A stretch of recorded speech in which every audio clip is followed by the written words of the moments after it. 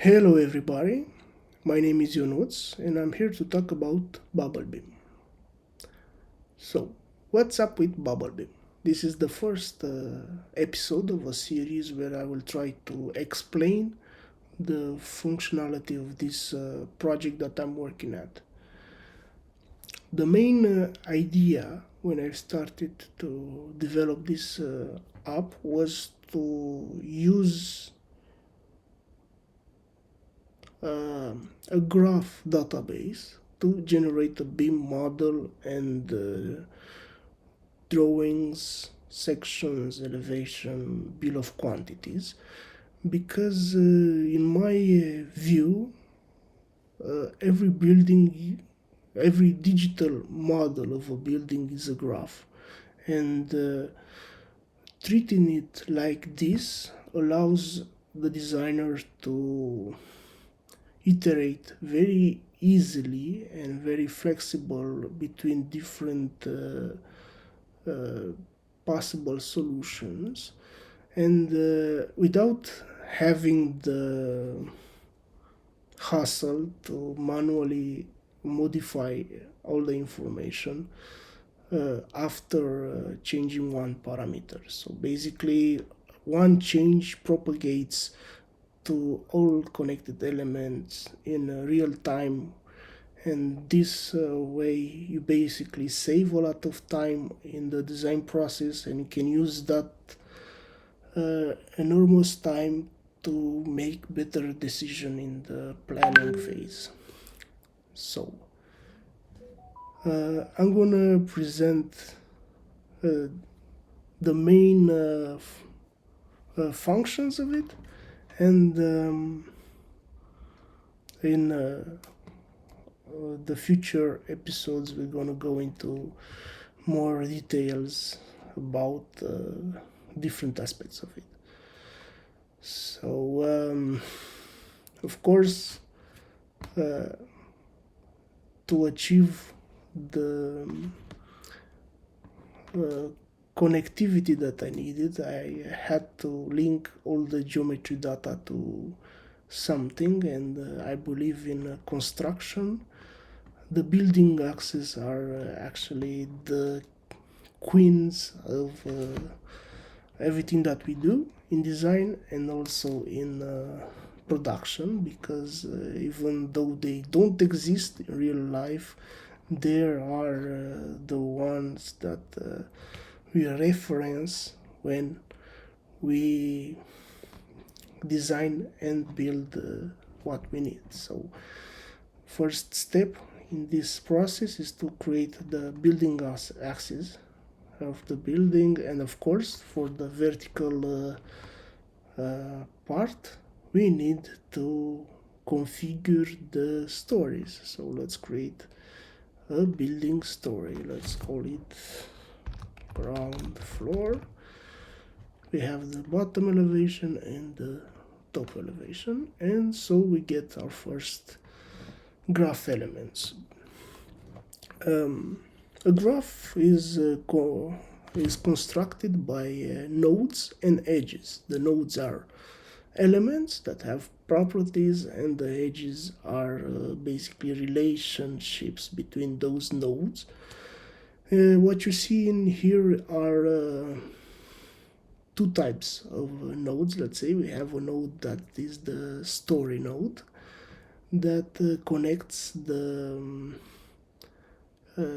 intersection of the axis. So the square nodes here are basically the points that different axes intersects to each other, and because this is a graph that describes a building, I took the liberty to add different building elements to the axis. So my first use case that I thought about is confined masonry houses. So every intersection of the walls has a concrete core, So by default, all the intersections of the axes in these applications now has a column that describes that element. Of course, this graph looks like this in 3D. So basically these are the columns. You can deactivate different columns if you don't need it, so it's highly parametrically, or you can create another dimension. Let's say you want a big column here, you can do that, no problem. Going back to the graph, so I said we have nodes that are different types of building elements, and we have edges.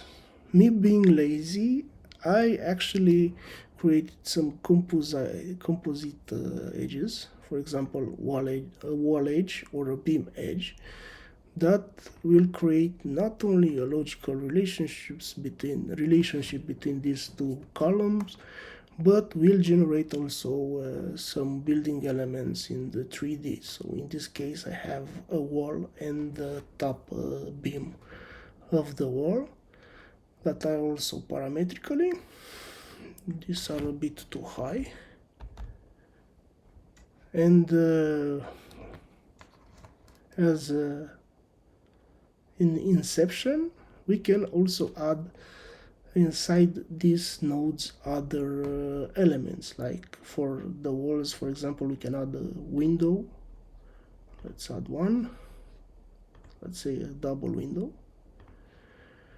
or if you want two, we just create two, and now we have two windows in this wall. So the windows are a child of the wall, and the wall are connected to two axis points.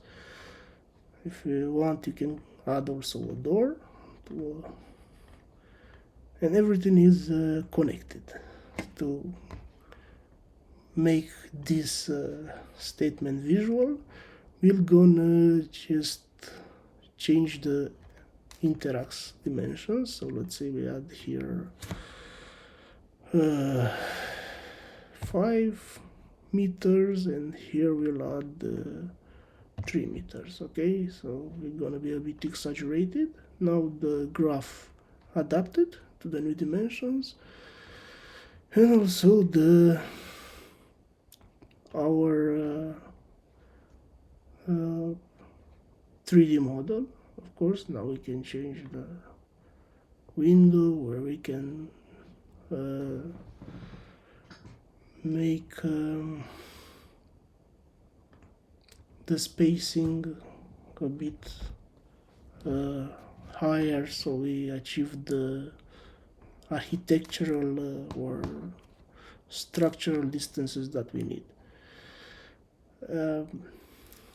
Yes, all these changes also reflects in the 2D plans that are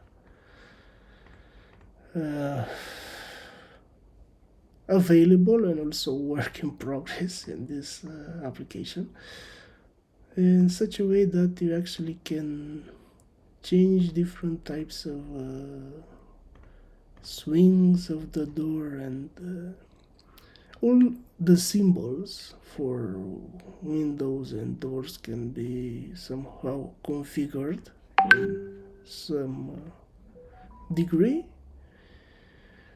You can change different types of walls, and of course for other nodes I'm gonna dedicate another video. So I will wrap it up for today, and I hope I managed to explain a bit about what's up with BubbleBIM. Yes, thank you very much.